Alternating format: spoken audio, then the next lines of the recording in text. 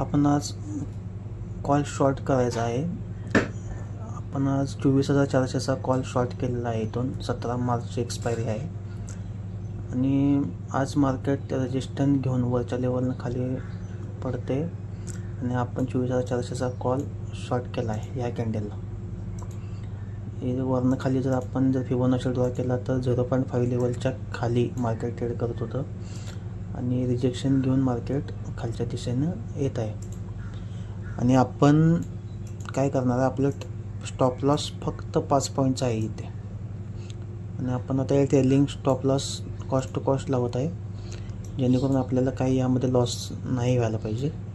आणि आपला जर स्टॉप लॉस जर बघितला तर कंप्लीट 5 पॉईंटमध्ये आपण एसएलमध्ये काम करत आहे इथं. आणि आपला जर टार्गेट बघितलं तर 20 पॉईंटचा आहे एक्झॅक्ट. ही लेवल जर ब्रेक झाली खाली तर मार्केट 1 गोमध्ये आपलं टार्गेट हिट करू शकतं.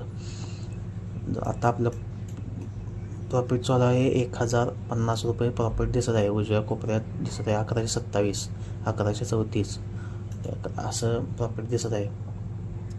आणि आपण हा कॉल शॉर्ट केला आहे कारण मार्केट कालच्या दिवशी बेरिश होतं आणि आज मार्केट रिजेक्शन वर ओपन झाल्यावर वर गेला आणि रिजेक्शन घेऊन मार्केट डबल टॉप बनवून खाली पडत आहे. हे जे आपल्याला हे ते दिसत आहे.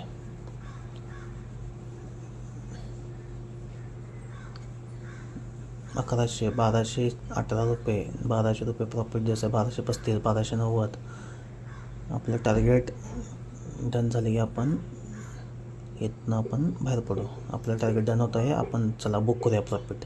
ओके, हे आपली जी स्टॉप लॉसची पोझिशन आहे ती पण क्लोज करून घेऊ इथून. ओके, आता आपण हे जे प्रॉफिट झालेलं आहे आपलं ते झालेलं आहे 1440 रुपयेचं प्रॉफिट झालेलं आहे विदिन 5 मिनिट. 1 मिनिटाची कॅन्डल आहे 5 मिनिटात. ह्या हेजिंगचा आपल्याला डिस्काउंटसाठी आपण हेजिंग पर्पज घेतलेला होता, ती पण पोझिशन आपण क्लोज करून घेतली.